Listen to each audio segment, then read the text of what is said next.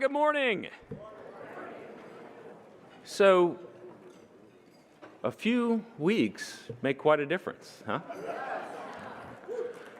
Our events team was a little caught off guard because we were planning for a wake. And Martin Gillespie suggested that it would be an Irish wake, which would be a little bit more fun. But we're delighted at what's just happened, and we're delighted at what you just did. And we're going to do this a couple of times over the course of the next few days. But it's really important right now, you as our executive committee members, our Legacy Society members, right now to reflect on what just happened and what you just did, what you just made possible.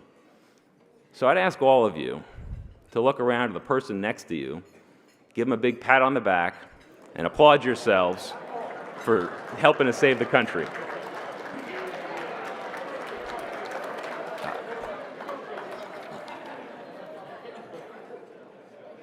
You know, nobody thought that this would happen, or very few people thought that this would happen. Somebody just said, "I did." Well,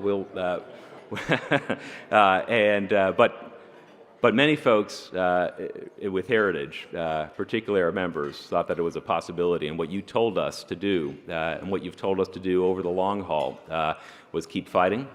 You said we've got 17 candidates out there in the Republican field. Go talk to all of them. And we listened to you, and we did that. And we took probably significant gambles, just like were taken back in the early 1980s with the first mandate for leadership. And we did that on behalf of you. And we're delighted to be here in this incredible opportunity that you, our members, have given the country and have given Heritage. Last night, a couple of us were over at the National Archives for a very special dinner. And there, in the midst of all the founding documents, the Declaration and the Constitution and the Bill of Rights, there are a number of other important documents and letters there. One of them that I was struck with and thought this actually was very apropos for our times and for our Heritage family here, and particularly for this morning's lecture. And it was from George Washington. It was written in May 18th, 1776. He wrote it to his friend John Jay. And in it, he talks about the real concern he's got and the despair he had about America's prospects. Think about 1786 and reflect on what time that was. We're in the midst of the Articles of Confederation there. They're sort of falling apart as they were writing. The real irony of this, though, was that this was almost a year to the day before the Constitutional Convention began. That was May 25th, 1787. And Washington writes this to Jay, and I think it's just an important thing to start on and to reflect on as members. I think of our situation, and I view it with great concern. From the high ground on which we have stood, from the plain path with which invited our footsteps, to be so fallen, so lost, is really mortifying. By virtue, I fear, has a great degree taken its departure from our land, and the want of disposition to do justice is the source of national embarrassments. For under whatever guise or colorings are given to them, this, I apprehend, is the origin of the evils we now feel and possibly shall labor for some time yet. So think about where we've been in this country over the course of the last several decades, particularly the last 8 years, and think about how things would have been different had we had a different turnout on November the 8th there. But we do have, thanks to you, this incredible opportunity. And we'll see over the course of the next several days here lots more opportunities and we're asking you to really take a look at this. What Heritage is doing right now in the transition, the Trump transition. What Heritage and you will do together in 2017 to make sure these policies get implemented and enacted on. And we're asking your participation in this, your involvement in it, and your input. And we'll be rolling out a number of new initiatives, which I think you'll be delighted to hear about and really want to get your feedback on. Now I want to introduce a member of the Heritage family of longstanding, a good friend who you've seen on this stage before. You probably met Rod and his wife Betsy. The last several years they've become increasingly involved with Heritage and Heritage Action, and last year they joined our Reclaim America campaign leadership team. He's a former vice president with Bell South, and he's a natural leader, I'm sure, which you'll see more about later today and today during his introduction. I'd ask Rod Odom to join me and introduce our keynote speaker.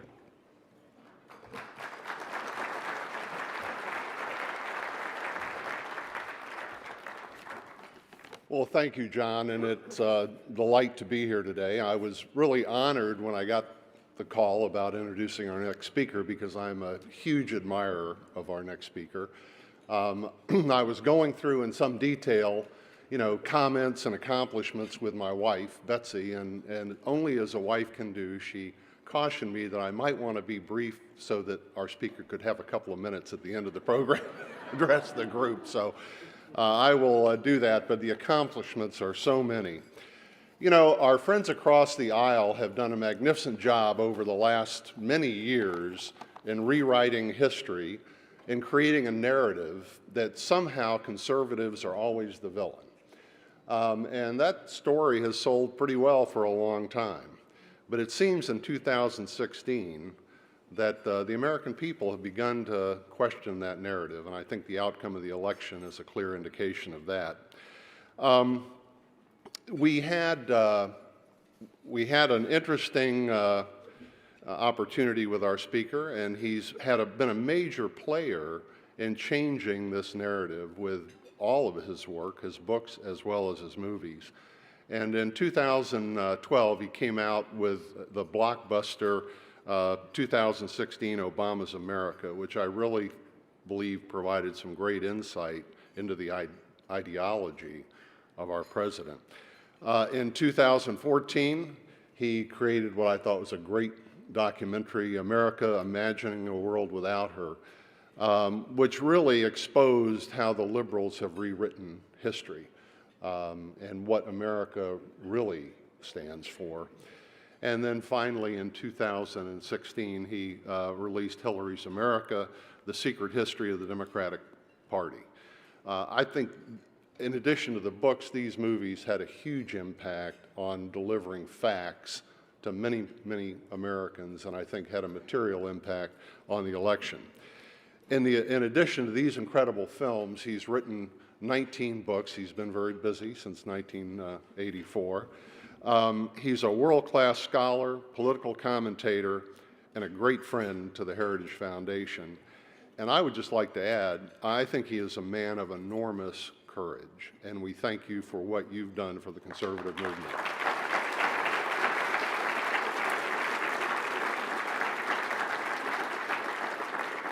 But before Dinesh joins or comes on stage, I'm going to leave. Let's take a minute, and if you would, turn your eyes to the screen, and let's look at a slice of some of his incredible work.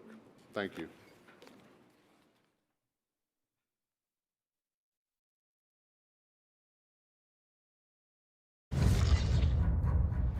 The Democrats are the party of economic opportunity, social justice, and racial equality. That's their pitch. But is it true?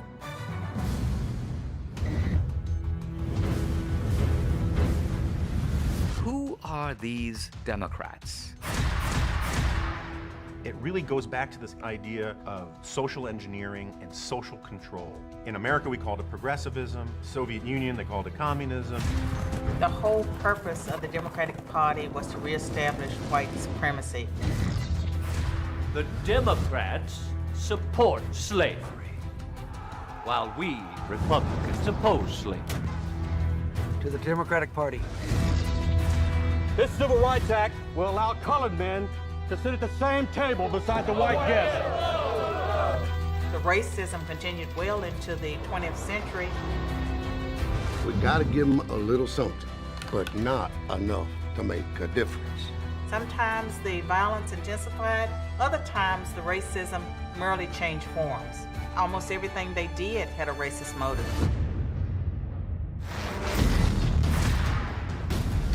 While Hillary Clinton was Secretary of State, the Clintons took hundreds of millions of dollars from foreign entities. She looked very menacing. I was really frightened. I didn't see any reason to keep them. The fact is, we had 4 dead Americans. What difference at this point does it make? Imagine how much worse things could get if these two depraved crooks returned to the White House.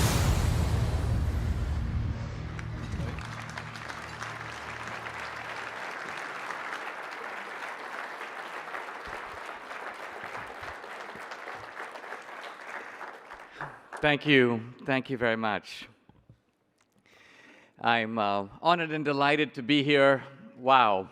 What a feeling and what a great event. I was 17 years old when I first saw America. I had come to this country as an exchange student. I saw New York City through the window of the airplane. I saw the Statue of Liberty, the skyline of New York. And I knew instantly and intuitively that if I stayed in America, my life would be completely different from that moment on.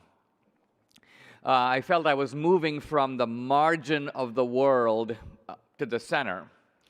And I realized that in America, I would have the opportunity to be the architect of my own destiny, to write the script of my own life. And this is the great promise of America. This is the American dream. And I've seen it realized in my own life. One of my first jobs, in fact, my first job coming to Washington was at the Heritage Foundation. Adam Meyerson, who was then the editor of Policy Review, hired me as the managing editor. And then that propelled me to the Reagan White House and to a career as a writer and speaker and now movie maker. I'm thrilled to be here with my wife, Debbie. She's an immigrant from Venezuela. And both of us come from countries that are, I would say, run by gangs. And people go into politics to make money, and politics is rife with corruption, embedded corruption. I should say that my view of the American dream has not been unshaken.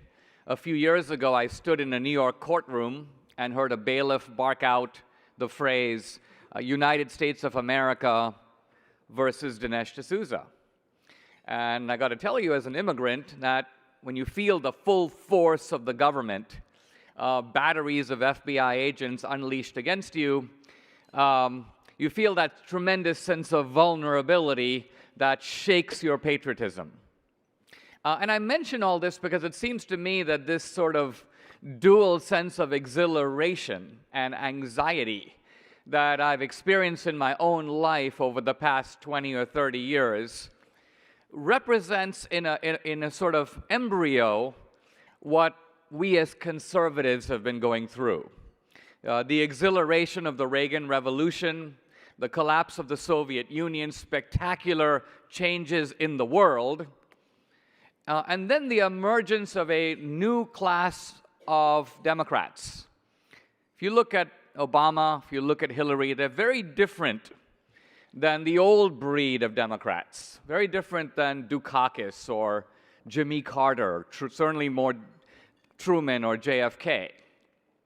The old Democrats, essentially, we faulted with incompetence. I think if the Heritage Foundation were to award a prize for presidential nincompoopery, I think Jimmy Carter is still the title holder. But Obama was a different matter. Obama set out to remake America. He set out to undo the Reagan Revolution, and he did. and he did. I think we all realize how closely this country avoided a massive debacle. We dodged not a bullet, we dodged a missile. And we dodged it. I mean, I'm very happy to award congratulations around the room, but we dodged it despite us, not because of us. Many of us were on the sidelines. Many of us did not predict this, we didn't expect it, and some of us worked against it. We could have lost this election, and had we lost it, some of us would be to blame for that. It's worth remembering. The philosopher Hegel once said that the owl of Minerva flies by night, by which he means that you can only understand things, huge things that happen in retrospect, in the rearview mirror, so to speak. Now, if I were to step back and look at American politics, we didn't deserve this moment, but we have been gifted it. How did this happen, actually? The remarkable thing about this is that Trump figured out something that we have been trying unsuccessfully to do for 30 years, which is he figured out how to win the votes of white working-class Democrats. Republicans have been trying to get these people since Reagan. Reagan got some of them. But the reason that we didn't succeed is that the Republican strategy was essentially to appeal to the social issues and count on white working-class Democrats to let their social values override their economic anxieties. And this strategy basically never worked. Trump figured out that the way to get these guys is to appeal to them both on economic and social issues. And in a sense, what Trump realized is that there have been three powerful forces in this economy that have had a very transforming and to some people decimating effect on the white working class. And those forces are technology, globalization, and immigration. Any one of these would have a powerful effect, but all three together moving in the same direction. Now, as we know, defenders of capitalism, students of Milton Friedman, champions of free trade, all these things are in some sense very good from an economic point of view, but that doesn't mean that they are very good for everyone.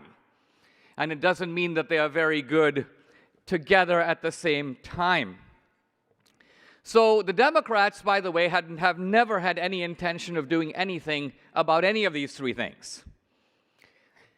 They had no intention of restricting immigration. In fact, they wanted to increase it for political reasons. And globalization. So what the Democrats were doing now for 8 years is using a form of scapegoating and trying to convince the white working class, in effect, hey, listen, the reason you're losing your job is because CEOs are flying around in private jets.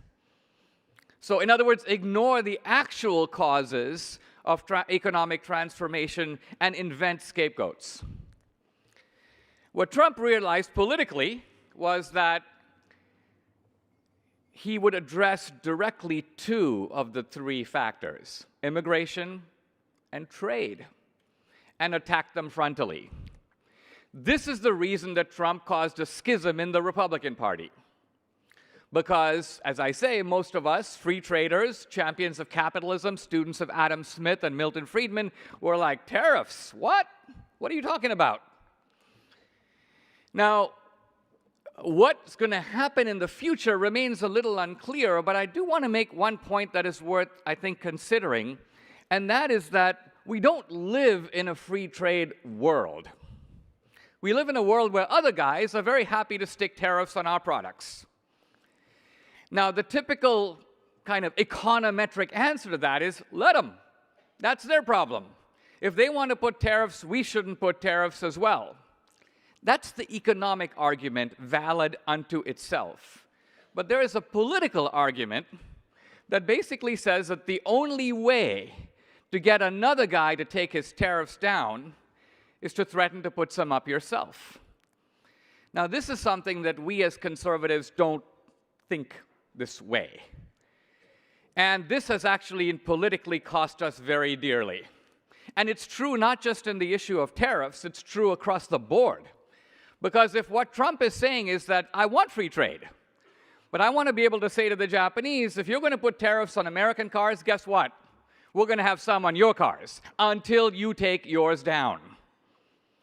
During the Civil War, when Abraham Lincoln learned that it had become a policy of the Confederacy to shoot every captured free black who was fighting on the northern side, Lincoln issued an executive order that for every black man shot by the Confederates, remember the white soldiers captured were just put in camps, one Confederate soldier would be executed.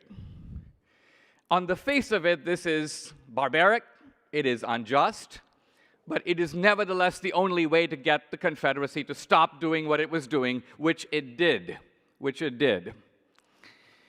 As I suggested, this is not just true in politics. Let's look at the Supreme Court.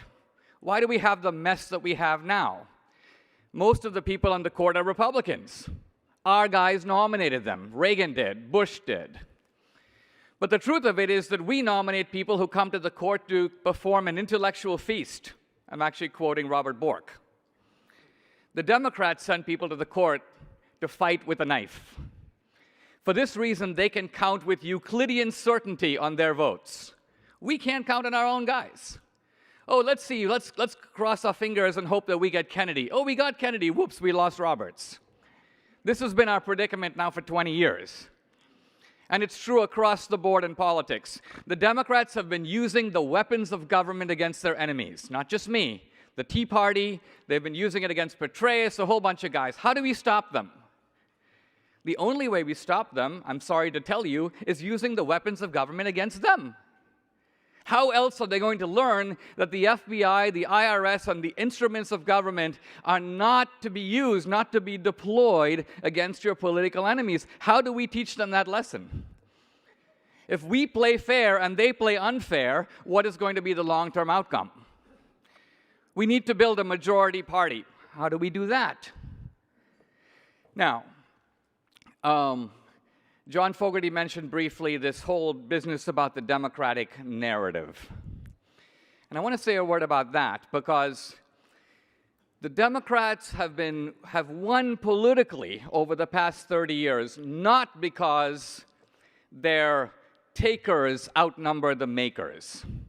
We tend to divide America, the makers and the takers, and we think, oh, you know, once we reach the tipping point where the takers are more in number, we've lost the country. But that's not how the Democrats have won. The reason that they've won is that they have been able to convince a lot of people, and pretty much all young people, that they are the good guys, that they have the moral right to rule, and that all the good things that have happened in American history are due to them.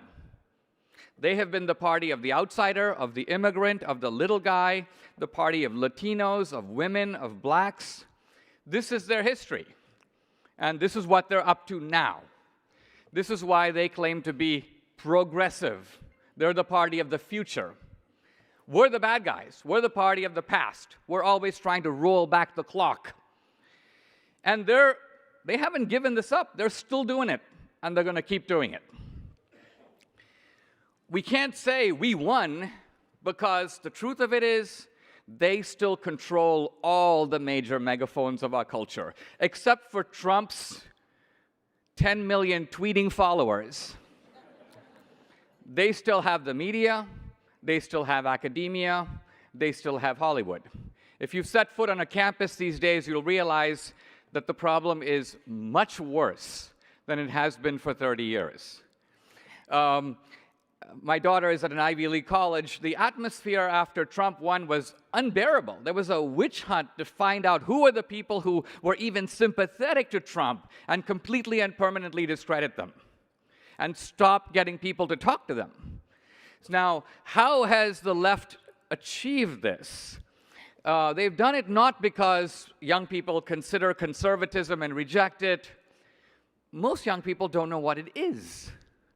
Most young people, if you were to say, what's a conservative? What is it that we are trying to conserve? Most young people would not know. And this is also, again, partly our fault because our leaders don't tell them. We don't have a way, we don't have a mechanism to reach these people. Our megaphones don't reach there. Now, we send speakers to campus, but they're hit and run. I go speak on Tuesday, I leave on Wednesday. The fat and happy liberal professors live there every day, and nothing can shake them. They don't care about state legislatures, which are hands-off. They don't care about parents. They don't care about the alumni. Most of all, they don't care about the administration, because the administration doesn't control them either. So, the point I want to make is I want to suggest that as we think forward, we have been granted, almost by providential grace, a window of opportunity.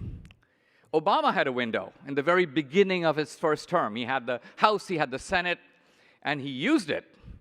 He actually rammed Obamacare through by the narrowest of margins and saddled us with it. So what are we going to do with our window of opportunity? Most of us conservatives in politics, when we win, we kind of go back to ordinary life. We heave a sigh and we return to an ordinary life. But we don't know if our window will be as narrow as Obama's was. And the work that we have to do is enormous, because the left still controls the three biggest amplifying megaphones of our society. They transmit information, and so we're always at a political disadvantage. Now, in this last election, it almost became comical. I mean, I think for me, the most indelible image of the campaign is not even Hillary. It's the media. It's just this image of these reporters, you know, huffing and puffing to drag that crooked hag across the finish line. And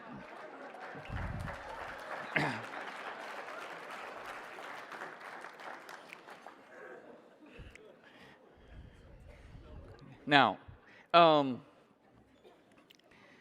want to look ahead for a moment. Seems to me that what Trump represents is not the remaking of American conservatism. He represents the remaking of the Republican Party, the remaking of the GOP.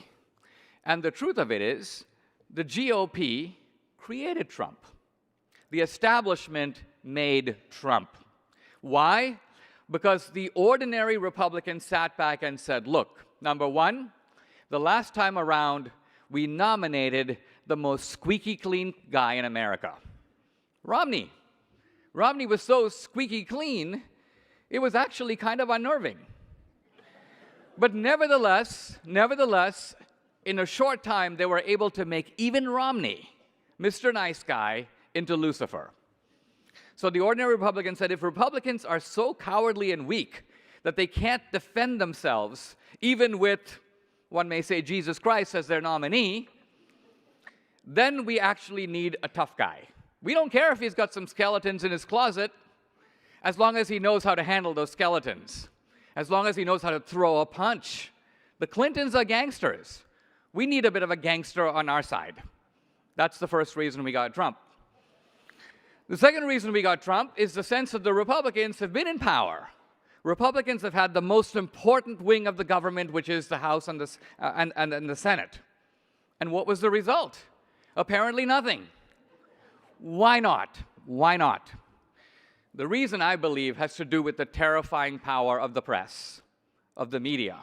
When we think about Republican leaders, they are privately terrified of the media, because they know that the media has the power to humiliate, to ridicule, to destroy your life, and to destroy your life to such a degree that once they're done with you, your own side will bury you.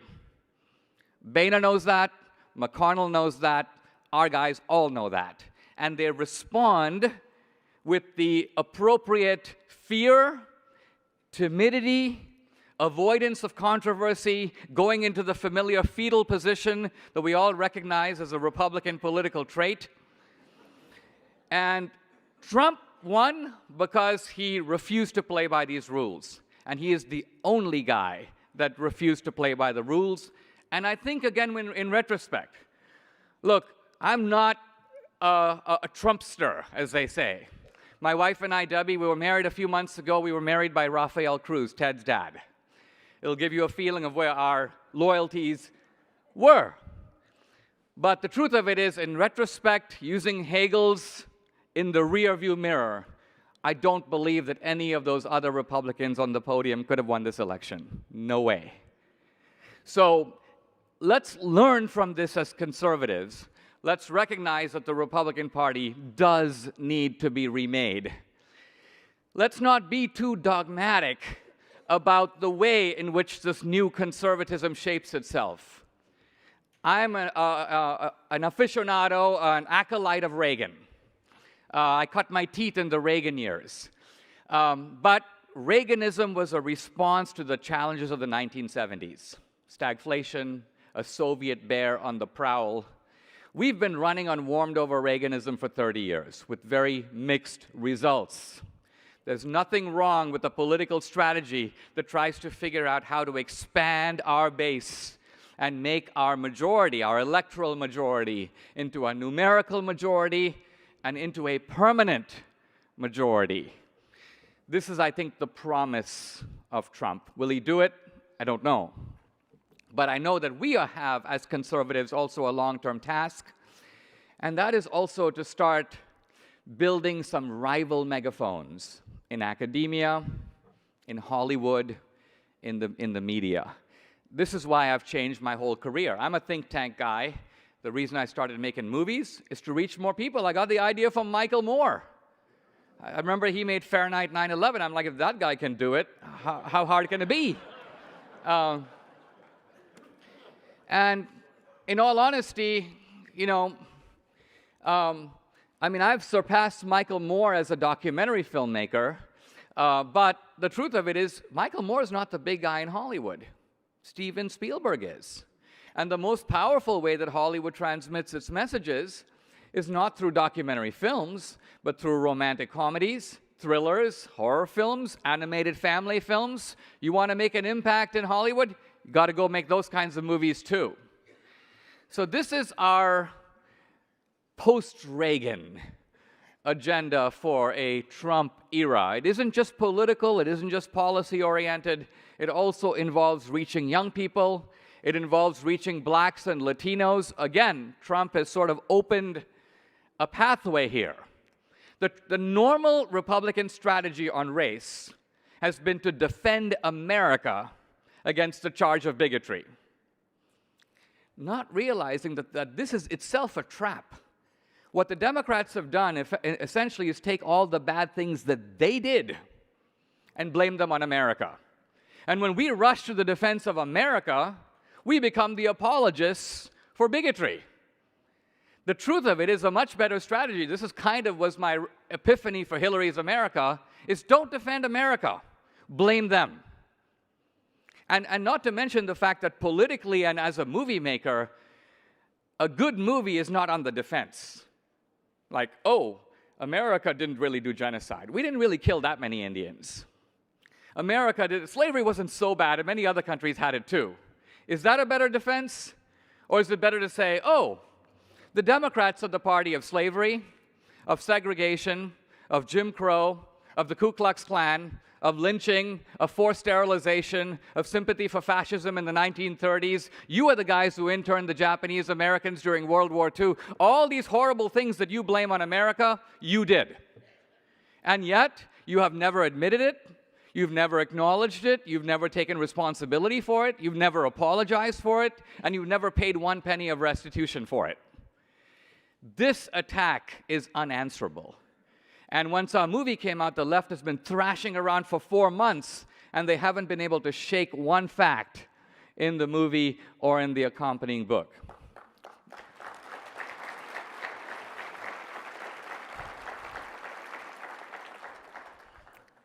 Let me close by saying that as conservatives, we are champions of entrepreneurship, creativity, the idea of making new things. We need to be more entrepreneurial about politics.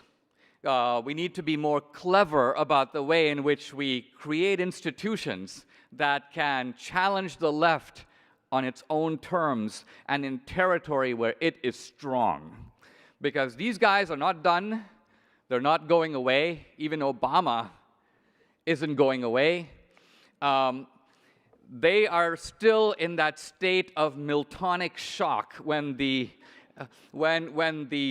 devils were flung from the firmaments of heaven and were dazed, scrambling. And so this recount is a reflection of that shock.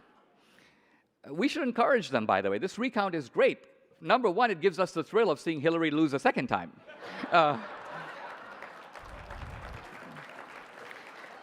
But they'll get over it. They'll get over it, and they'll get their act together, and they remain a terrifying force to oppose. They'll do everything they can. They know that Trump, they didn't expect Trump.